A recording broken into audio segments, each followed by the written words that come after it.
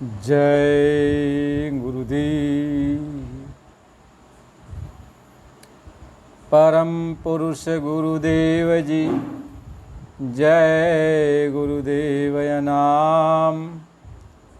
अलख यज्ञ में की पार में स्वामी तुम्हें प्रणाम। कोटि कोटि करु वंदना, अरवे खरवे प्रणाम।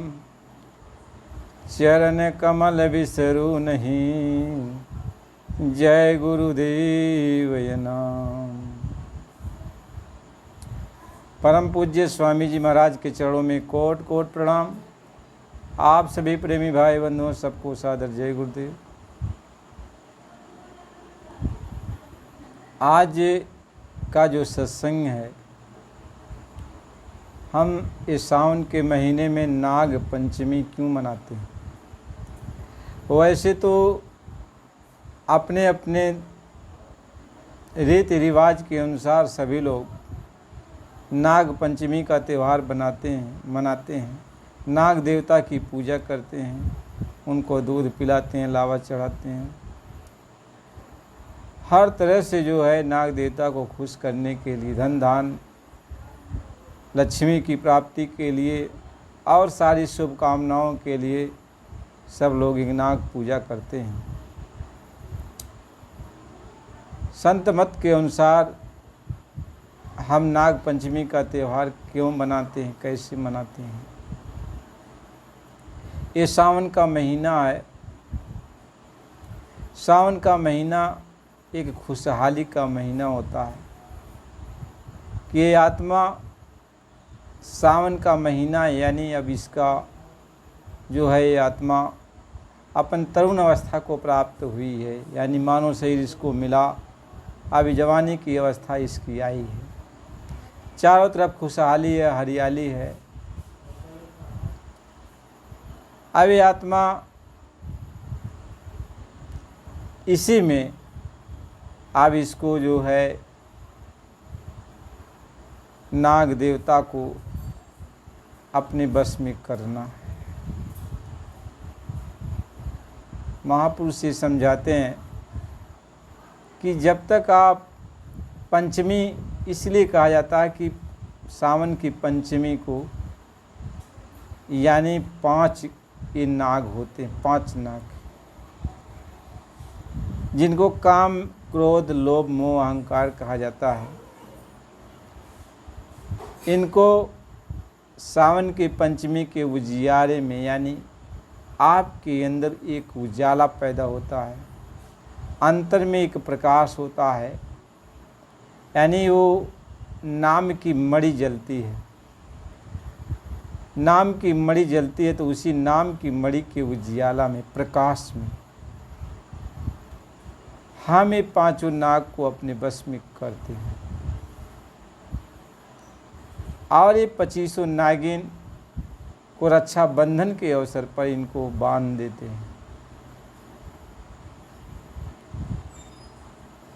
हमारा ये सावन के महीना में 2 पर्व बन जाता है, एक पंचमी का और एक रक्षा बंधन का। यानी पहले 5 नाग को बस में करते हैं, फिर 25 नागिन को बांध दिया जाता है।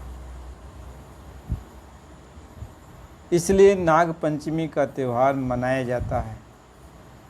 ये 5 नाग कौन से हैं? काम क्रोध लोभ मोह अहंकार। ये जब आत्मा तरुण अवस्था को प्राप्त होती है, यानी मानव शरीर में उसकी जवानी की अवस्था आती है, ये 5 नाग डस लेते हैं। काम की ज्वाला इतनी ज़्यादा भड़कती है कि उस समय काम के वशीभूत होकर हम अंधे बन जाते हैं। हमें कोई ज्ञान, जितनी शिक्षा दीक्षा हमने ज्ञान प्राप्त किया है, अब बाल काल से लेकर जवानी की अवस्था तक जो भी शिक्षा दीक्षा हमने प्राप्त किया, जब एक काम बाण चलता है, कामदेव चलते हैं, ये तो सारी शिक्षाएं धरी की धरी रह जाती है, सारे ज्ञान धरे के धरे रह जाते हैं। कहते काम की अग्नि जब प्रवेश करती है तो अज्ञान अंधेरा छा जाता है। आदमी को क्या करना है क्या नहीं करना है अपने श्रेय साधन को भूल जाता है, अच्छे साधन को भूल जाता है। एक काम रूपी नाग जब डसता है तो इतना विषैला होता है कि यदि कोई इसमें विघ्न बाधा डाले तो इसके अंदर क्रोध रूपी नाग जन्म ले लेता है। जब क्रोध रूपी नाग जन्म ले लेता है तब वो अपने और पराये का भान खत्म कर देता है। अब जो है अपने और पराये का भान खत्म करके अपनी उस इच्छा को पूर्ति करने के लिए यानी मोह रूपी नाग उत्पन्न हो जाता है। यानी हमें काम की पूर्ति अवश्य करनी है,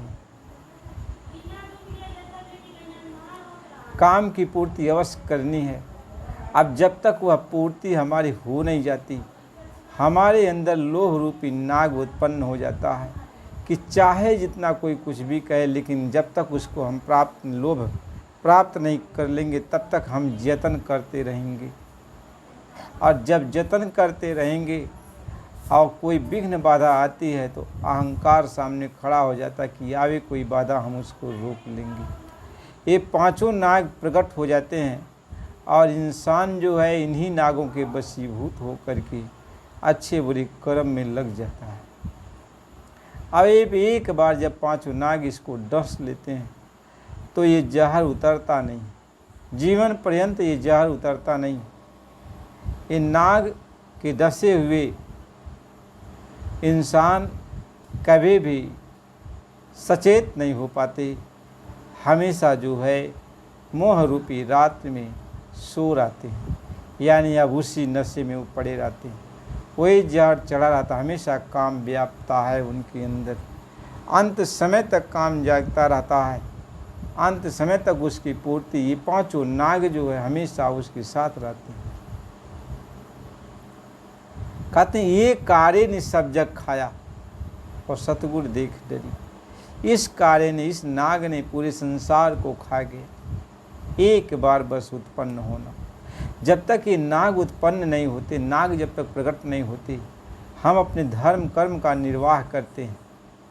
हम अपने बेटी बेटा को समझते हैं, अपने माता पिता को समझते हैं, अपने बड़े बुजुर्गों को समझते हैं, हम धर्म शास्त्रों को समझते हैं, हम देवी देवताओं को मानते समझते हैं, हमारे जितने भी इष्ट हैं हम सबका सम्मान करते हैं। तब तक जब तक हमारे अंदर ये अग्नि काम क्रोध लोभ मोह अहंकार ये नाग जब तक उत्पन्न नहीं होते, और जिस दिन ये नाग उत्पन्न हुए और इनकी एक बार इच्छा पूर्ति हो गई तब ये नाग हमेशा के लिए हमें डस लेते हैं और जीवन पर्यंत इनका जो असर है, जो जहर है, उतरता नहीं। अब हम काम की अग्नि में, क्रोध की अग्नि में, लोभ मोह की अग्नि में, तृष्णा की अग्नि में, अहंकार की अग्नि में अब हम जलते रहते हैं, पूरा जीवन जलते रहते हैं। अब हम जहाँ जहाँ भी जाएंगे इसी काम की पूर्ति में, इसी क्रोध की पूर्ति में, इसी लोभ की पूर्ति में, इसी मोह की पूर्ति में, इसी अहंकार की पूर्ति में हम लगे रहते हैं। हम दुनिया के किसी कोने में जाएं, लेकिन ये पांचों नाग हमेशा हमारे आप के पीछे लगे रहते हैं। और ये 25 नागिन साथ साथ रहती। 25 नागिन क्या, 5 ज्ञानेंद्रियाँ हैं, 5 कर्मेंद्रियाँ, 3 गुण हैं, सतोगुण रजोगुण तमोगुण। इनकी विषय वासनाएँ हैं, 5 तन्मात्राएँ हैं। ऐसे मिला करके ये 25 नागिन हैं। ये हमेशा जो है इन नागों का सहयोग करते हैं। इसलिए जहाँ जहाँ कोई जीव जाता है ये 5 नाग और 25 नागिन उसके पीछे पीछे लगे रहते हैं। और यह जीव चाहे वन में जाए, चाहे कंदराओं में जाए, चाहे कहीं पर भी जाए, इसको कभी भी शांति नहीं मिल सकती। इसलिए कहा कि बन मन के मारे बन गए बन तज बस्ती माए, कहें कबीर क्या कीजिए ये मन ठहरत न। ये मन ठहर नहीं सकता, ये मन रुक नहीं सकता है, क्योंकि इसको नागों ने डस लिया है। इसको नागों ने डस लिया है, और जिनको एक बार डस लिया फिर वो कभी भी उनको होश नहीं, होश नहीं होगा, लाख कोई जतन करे होश नहीं हो सकता। इसलिए महात्मा समझाते हैं, इसीलिए नाग पंचमी का त्यौहार मनाया जाता है कि पंचमी के दिन पांचों नागों को बस में कर लिया जाए। जैसे एक मदारी होता है, नागों को अपने गले में लेके घूमता है, जगह जगह सबको दिखाता है, दूध पिलाता है, दूध वो नाग पीते हैं। लेकिन वो नागों को जो गले में लपेट कर घूमता है, उन जहरीले सर्पों को उनका जो विष की जो ग्रंथि होती है, विष की जो दांत होते हैं, उसको तोड़ देता, निकाल देता। महात्मा ये समझाते हैं कि पांचों नाग जो होते हैं, इनके जो जहर है, इनके जहर को निकाल दिया जाए। तो कैसे निकालें? जब तक इनको जड़ी नहीं दी जाएगी, बेहोश नहीं इनको किया जाएगा। और ये जड़ी संसार में कहीं है नहीं, 3 लोक में जड़ी है ये नहीं, 3 लोक में नाग ही का पसारा है। हम 3 लोक की जड़ी से बनाई हुई जड़ी से इन नाग को बस में करना चाहते हैं, लेकिन ये नाग बस में नहीं होते। इसलिए महात्मा लिखते हैं कि कोटि मवने फिरे,